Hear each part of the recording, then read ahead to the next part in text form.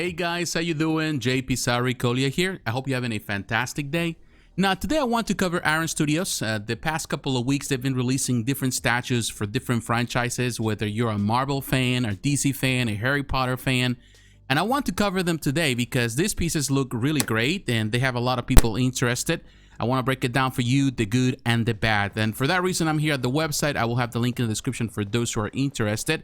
Now, as you can see, we have a new statue, Voldemort Nagini Legacy Replica 1/4 scale. The price is $999. That's not cheap. Also, they have a new Captain America, Iron Man, and Thor for the Ultimate BDS R scale 110. This is based on the Infinity Saga. And they have a Harley Quinn Prime scale 1/3 scale.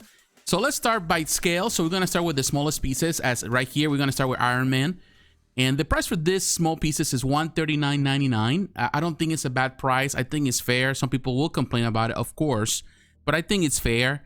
This is going to release between June and September of next year. I think they did a competent job here with everything. You know, the paint job is clean. Its sculpt is nice. I think they went for a classic depiction. There's some battle damage there, which is really nice. It's a nice concept. The base is simple. At the end, I think the 110 continues to thrive, and Iron Studios continues to do really well with this scale because, first of all, the price point is excellent for a lot of people. It's a really entry point for a lot of collectors, and the quality of the products is good. So when you compare this to other pieces from other companies, also on the lower range with the price, I think, you know, in this case, Iron Studios is perhaps the best when it comes about the quality and the price point. And of course, it is a small piece. You know, you cannot expect more than that. And it doesn't have a light up feature. You know, it's a mock-up here. It's a Photoshop thing, but it's cool. I think a lot of people are going to be excited for this one. Iron Man always sells well, so definitely this is going to do good. Now, I wish this one had an interchangeable portrait. That's something that with an open mask with the helmet off, that would be nice. I think that would be a nice touch. Unfortunately, it doesn't happen here. But overall, I think the price is, you know, the piece is good. But if you add an interchangeable portrait, I think you can even price it higher and, you know, it will be good. Of course, you know, when you get into the likeness of the actor, then you have to pay the actor. But regardless, they did a good job with this one. Now we're looking at Thor, and the price is the same as $139.99. It's going to release between June and September of next year. Same information, all of that. Let's look at the pictures. I like the design here with Fat Thor. That's why they call it. Of course, some people get offended if you call it Fat Thor. You know, it is what it is. You know, that's pretty much an expression here.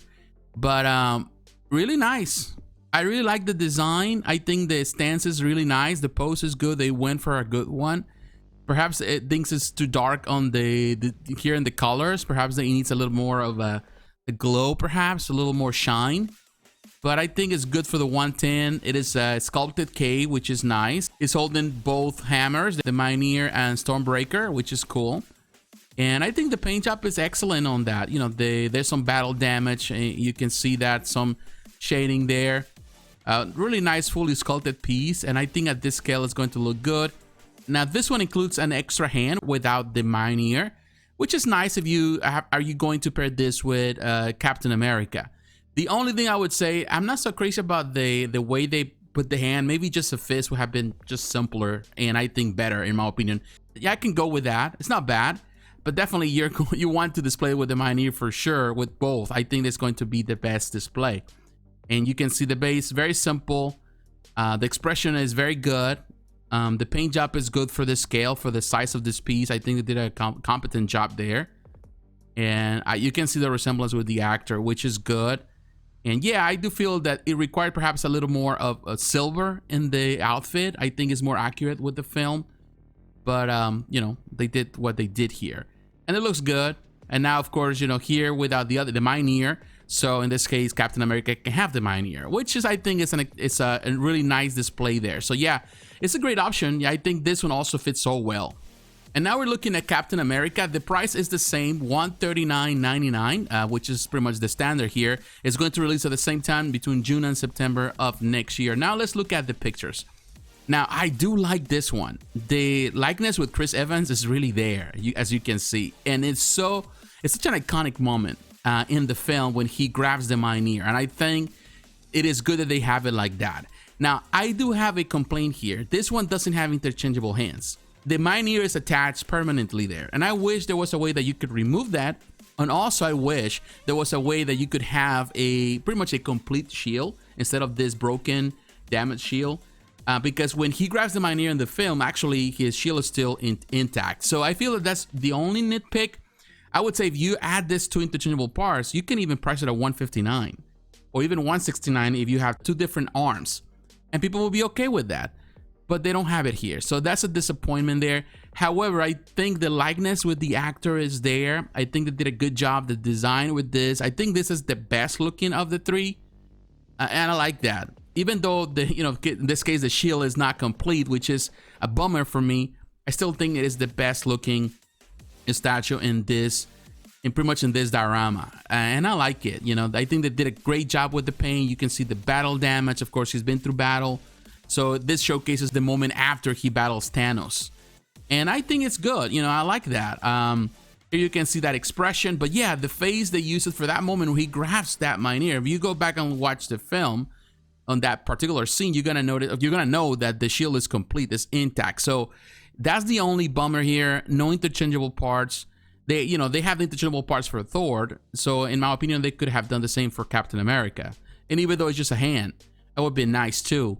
And also interchangeable portrait for Iron Man. Regardless of that, the nitpicking there, I feel that these are really nice together. I think the price is fair. Kudos to whoever is getting this. Definitely, it's a must if you're a 110 collector. All right, guys. So now we're moving up the ladder with Voldemort and Nagini Legacy Replica 1/4 scale statue, Harry Potter. The price is $999.99, $1,000 plus shipping. And there's no edition size, which is something that, at least not here, they don't mention the information. They don't give us that information, so we don't know if it's going to be in the end determined by the number of pre-orders or what. But there's no edition size. And to be honest with you, I'm not so sure about the price. I think it's very steep. $1,000 for a 1/4 scale statue is something that a lot of people will have a problem with. Now let's look at the pictures, and I'm telling you, the piece looks great. I have no problem with it. I think the detail is there, as you can see. It's a very interesting pose they chose. They couldn't go with a simpler, more like museum style, but they went with a dynamic pose that definitely is really, really well done. And Voldemort looks really great here. I'm not really a big fan of Harry Potter, to be honest with you. I really haven't even watched the films, just parts of it, and I'm just fall asleep. It's not really something that I care much about. But I'm telling you, if you are a Harry Potter statue collector, then definitely this is something to be excited for. The paint job is good. It looks solid. It's fully sculpted. There's no mixed media, which is an exciting thing for a lot of people. The painter here, or the painters here, they did a terrific job with the shading. You can see that weathering is really, really good. And Nagini, which is the serpent going around him, looks really great. Really nice job. The whole the design here is really well done. This statue reminds me of some of the statues done by Weta. Like that, the same style, the same technique, very classy, it's really well done. They did a good job with this one. There's no complaints on that department. There is detail on the serpent, on the base. The paint job is very, very good. There's no reason to deny that. And also here you see the texture in his robe. So it is good, I'm not denying it, but my complaint here is the price. I do feel that it's very expensive as an entry point for the 1/4 scale. However, they went with a very nice depiction of this character, a very nice looking piece. And to be honest, I can see a lot of potential for this collection. This gives an idea of the scale. It's a 1/4 scale, it's a 1/4 scale. But looking at it, this guy holding it is not really small. Look at that, it's a large 1/4 scale. And when you think about the 1/4 scale done by Iron Studios in comparison to Sideshow, for example, you know that they're true 1/4 scales, so they're really huge. And this piece is definitely going to be one of the largest. So yeah, it's cool. If you have the $1,000 to spend on this and you're willing to pay the price, then definitely it's a cool piece. Everything is good except, in my opinion, the price, but definitely it is a really nice looking piece. All right, and now we're moving on to the start of this video, at least in my opinion, of the one that a lot of people are excited the most, which is the Harley Quinn Prime Scale 3rd Scale DC Comics. The price for this one is $1,200. It's not cheap. The 1/3 scale definitely is always expensive, and Iron Studios is not playing with that. So they're giving you the price that you're going to find anywhere else. If you go to Prime 1 Studio, you're going to find that price for sure. And this is going to release between June and September of next year. Of course, all of that is subject to change. There's no edition size on this yet.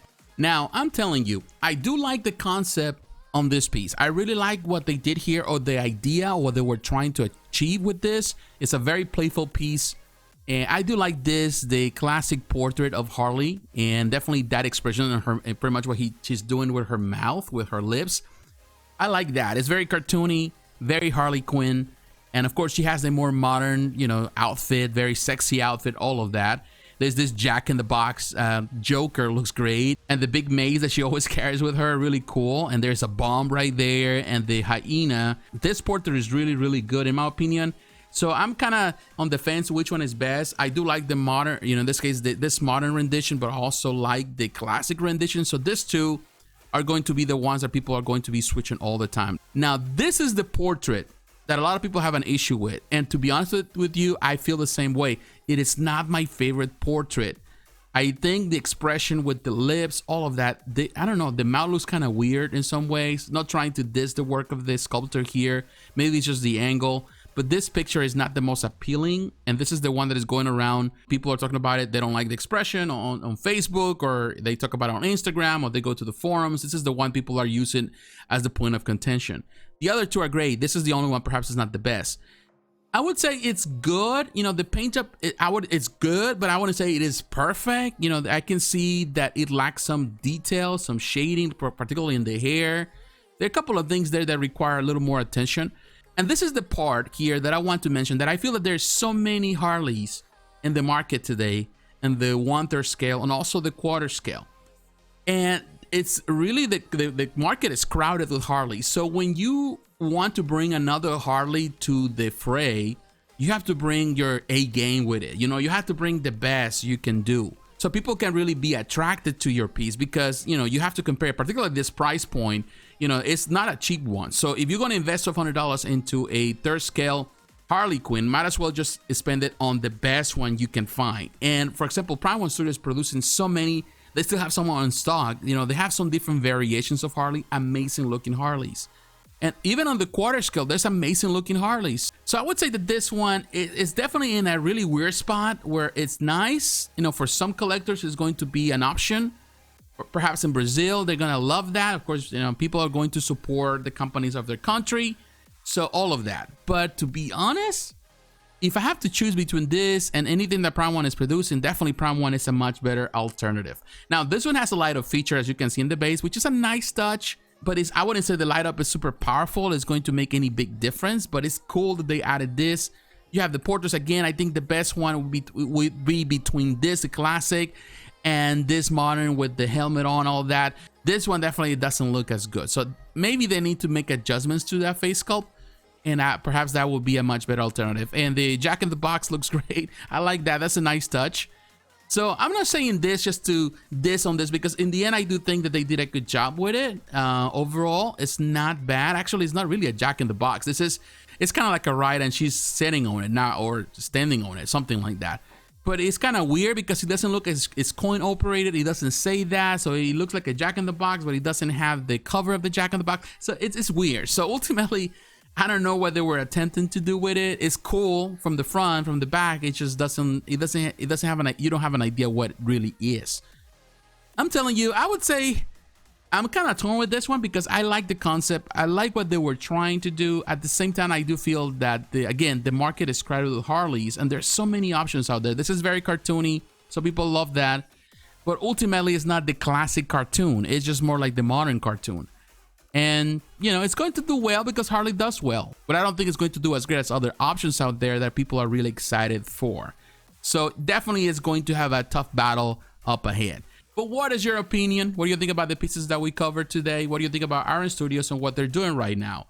Let me know in the comments below. So once again, my friends, thanks for watching. Don't forget to like, to comment, and to subscribe to the channel. Hit the notification button so you're reminded of the next video. Follow me on social media, Facebook, Twitter, Instagram. The links are down below. And please consider supporting the channel financially through Patreon. My friends, God bless, take care, and I will talk to you again. Bye-bye.